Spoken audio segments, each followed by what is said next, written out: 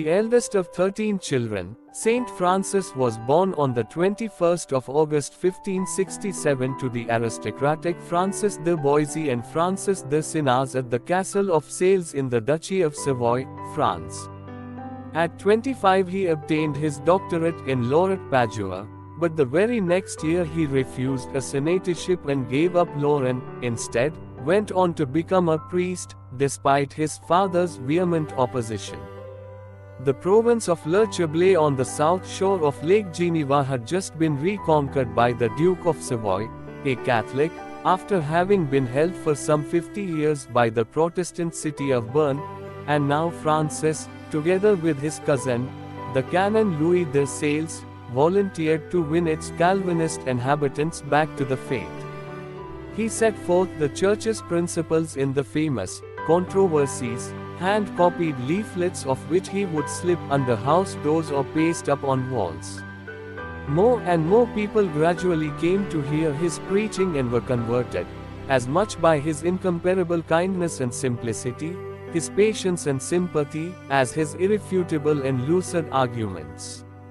You will catch more flies with 1 spoonful of honey than with 100 barrels of vinegar, he was wont to say.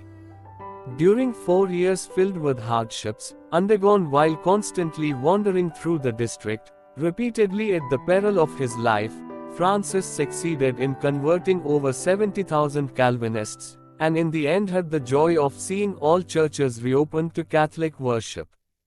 The widespread success of these labors and the evident holiness of his life now led to his being appointed Bishop Coadjutor in 1599.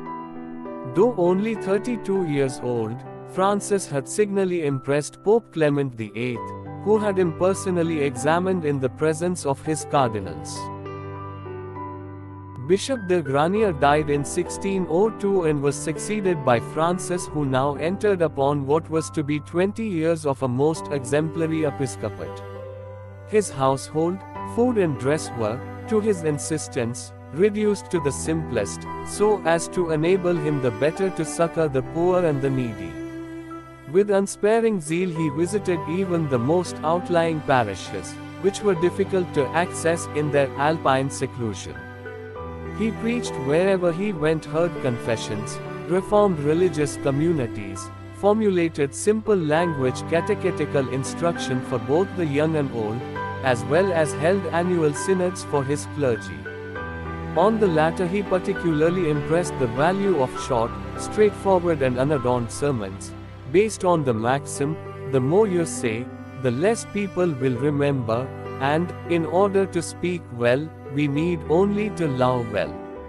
Simultaneously, Francis carried on voluminous correspondence, even finding time to write such masterpieces of spiritual guidance as his Introduction to the Devout Life, Treatise on the Love of God and Spiritual Conferences. Whereas the last two were addressed to the Sisters of the Visitation Order, which he and Saint Jeanne Francis de Chantal had founded in 1610, his introduction was written particularly for lay people. It is as clear and pertinent today as when first composed.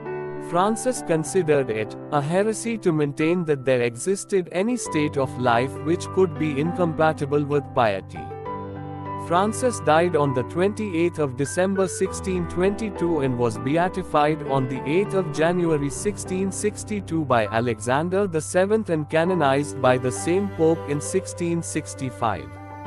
On the 16th of November 1877, Saint Francis de Sales was declared a Doctor of the Church by Pope Pius IX and Patron of all writers by Pius XI on the 26th of January 1923.